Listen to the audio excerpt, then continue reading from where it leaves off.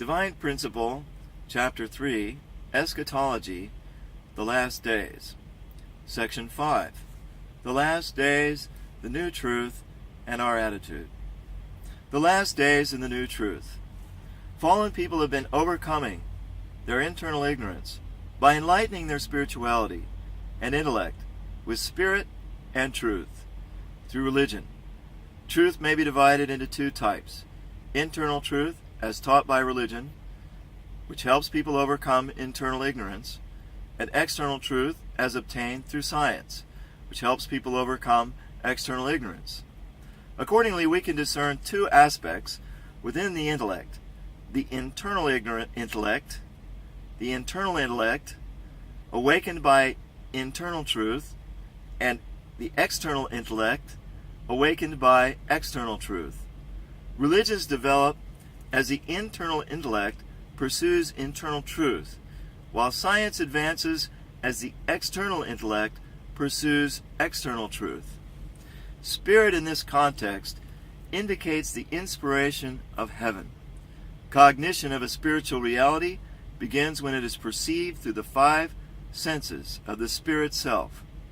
These perceptions resonate through the five physical senses and are felt physiologically. Cognition of truth, on the other hand, arises from the knowledge gleaned from the physical world as it is perceived directly through our physiological sense organs.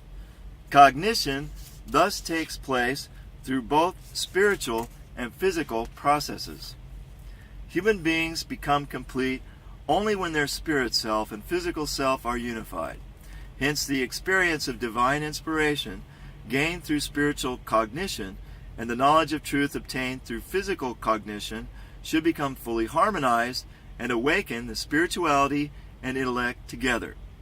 It's only when the spiritual and physical dimensions of cognition resonate together that we can thoroughly comprehend God and the universe. God thus assists ignorant fallen people to elevate their spirituality and enlighten their intellect through spirit and truth. By these means, God conducts His providence to restore people to the original state before the fall. In the course of history, people's spiritual and intellectual levels have gradually been elevated due to the merit of the age in the providence of restoration. Hence, the quality of spiritual experience and the depth of religious and scientific knowledge have arisen accordingly. Spirit and truth are unique, eternal, and unchanging. However, the degree and scope of their teaching and the means of their expression will vary from one age to another, as they restore humanity from a state of utter ignorance. For example, in the age prior to the Old Testament, when people were still unenlightened and could not directly receive the word of truth, God commanded them to make sacrificial offerings as a substitute for the word. In the course of time, the spirituality and intellect of human beings were elevated to the point when in Moses' day God granted them the law, and at the time of Jesus He gave the gospel. Jesus made it clear that His words were not the truth itself.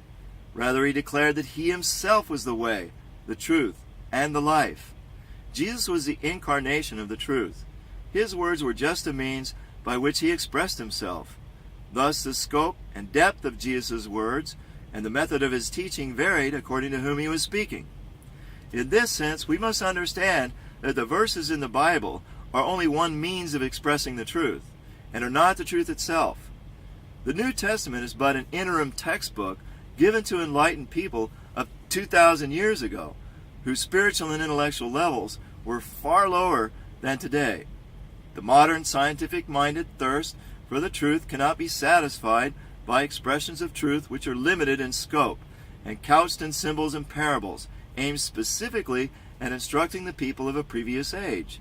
For modern intellectual people to be enlightened in the truth, there must appear another textbook of higher and richer content, with a more scientific method of expression, and we call this the new truth. This truth, as discussed previously, must be able to reconcile science and religion as one united understanding in order to overcome the internal and external aspects of people's ignorance. Let's examine some of the other reasons a new expression of truth must appear. The Bible, as was noted, is not the truth itself, but rather is a textbook teaching the truth. it renders important parts of the truth in symbols and parables. Since these are open to various interpretations, there have arisen numerous disagreements among believers, causing them to divide into many denominations. The primary cause of denominational divisions lies in the character of the Bible, not in the people. The strife between denominations will only grow more intractable unless a new truth emerges which can illuminate the symbols and parables, obscuring the essential truths in the Bible. Without this new truth, God's providence, which comes through the unification of Christianity, can never reach its goal. This is why Jesus promised that in the last days he will give us the new word of truth. I have said this to you in figures. The hour is coming when I will no longer speak to you in figures, but I'll tell you plainly of the Father. Due to the disbelief of the people of his time, Jesus died on the cross, without being able to teach us all that was in his heart. As he said, "If I've told you earthly things and you don't believe, how can you believe if I tell you heavenly things?" What's more, Jesus added, "I've yet many things to say to you, but you cannot bear them now." Disclosing how sorrowful he was about the inability of even his closest disciples to receive all that he wanted to share. Nevertheless, the words that Jesus left unspoken will not forever remain a secret, but one day will be divulged through the Holy Spirit as a new expression of truth. As Jesus said, "When the Spirit of truth comes, he'll guide you into all truth, for he will not speak of his own authority, but whatever he hears, he will speak, and he will declare to you the things that are to come." Moreover, it's written, "I saw in the right hand of the Lord, or in the right hand of him who was seated on the throne, a scroll, written within and on the back, and sealed with 7 seals." The words that Jesus wanted to give us are written down and sealed in this very scroll. When John wept because he couldn't find anyone worthy to open the scroll and read it in heaven, on earth, or under the earth, one of the elders said, "Weep not. Lo, the Lion of the tribe of Judah, the root of David, has conquered so that he can open the scroll and its 7 seals." The Lion of the tribe of Judah, the root of David, signifies Christ. The day must come when Christ will open the 7 seals of the scroll whose contents have long remained secret to humanity, and reveal to the faithful the words of the new truth. This is why it is written, "You must again prophesy about many peoples and nations and tongues and kings." It's also prophesied that in the last days I will pour out my Spirit upon all flesh, and your sons and daughters shall prophesy, and your young men shall see visions, and your old men shall dream dreams. For all these reasons, we can expect the appearance of a new expression of truth in the last days. Our attitude in the last days. When we examine the progress of the history of the providence of restoration, we find that a new dispensation begins when the old dispensation is about to end. Accordingly, the beginning of the new overlaps with the conclusion of the old. As darkness falls on the old history, the new history is already dawning.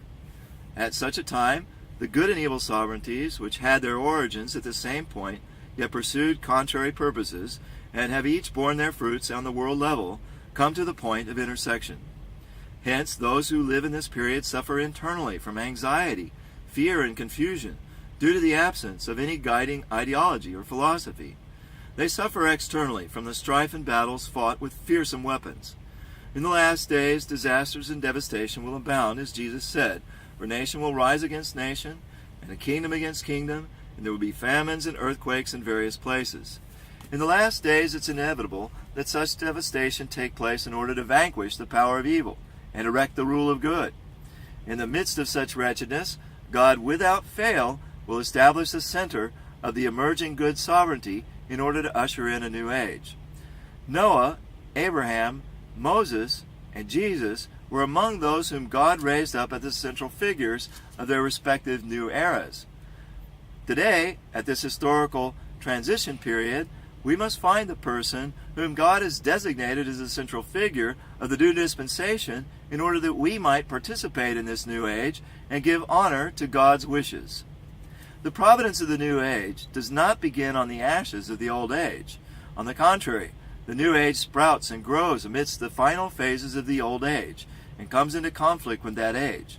Accordingly, it's difficult for a person steeped in the old tradition to understand or accept the new providence. This is why the saints and sages leading the dispensation of a new age were often persecuted and martyred as victims of the old age. Jesus, for example, who inaugurated the New Testament age, came at the close of the Old Testament age, in such a way as to bewilder the faithful adherents of the Mosaic law. He was ostracized by the Jewish people and eventually crucified. This is why Jesus said, "New wine must be put into fresh wineskins." Jesus is to come again at the close of the New Testament age. He will give us the new truth with which to found a new age, signified by the Bible's vision of a new heaven and new earth. Just as Jesus at his first coming was derided by the Jews as one possessed by Beelzebub, he will similarly be persecuted by the Christians when he comes again. Jesus therefore prophesied that at his second advent he must suffer many things and be rejected by this generation. At this historical transition period, those who are comfortably entrenched in the ways of the old age will surely face judgment, along with the old age. Fallen people's spiritual sensibility is extremely dull. Hence, they generally tend to adhere strictly to the letter of the truth in their efforts to follow God's providence. Such people cannot readily adjust themselves to the dispensation of the new age, even though the providence of restoration is moving toward it. They are generally too strongly attached to the outdated perspective provided by the doctrines of the old age. This is well illustrated by the case of the Jewish people of Jesus' day, who were so attached to the Old Testament that they could not respond to Jesus' call to open a new chapter of the providence. On the other hand, those believers who receive divine inspiration through prayer are able to grasp spiritually the providence of the new age. Even though this may put them at odds with the doctrines of the old age, they'll still respond to the promptings of the Spirit and follow the calling of the new providence. Among the disciples of Jesus, there was not one who was overly attached to the Old Testament scriptures. Rather, they all responded to the spiritual experiences which they could sense through their inner minds. In the last days, people who lead an ardent life of prayer or who live by their conscience will feel intense anxiety in their hearts. This is because in their hearts they vaguely sense a spiritual calling and want to follow the providence of the new age. Yet they've not come into contact with the new truth, which can guide them to act accordingly. These are the chosen ones. Once they hear the new truth, will be awakened simultaneously in their spirits and intellects by spirit and truth. They will fully understand God's providential needs concerning the new age, and will volunteer with great enthusiasm and delight. We who are living today, who are alive today, are living in the last days. We should cultivate a humble heart and make the utmost effort to receive divine inspiration through prayer. We should not be strongly attached to conventional concepts, but rather should direct ourselves to be receptive to the Spirit in order that we may find the new truth which can guide us to the providence of the new age. When we come across this truth, we should ascertain whether it leads us to become one with heaven's guidance. We should examine ourselves as to whether or not genuine heavenly bliss springs forth abundantly from the depths of our mind, of our soul, of our heart. Only in this way can we, the seekers of the last days, discover the path to true salvation.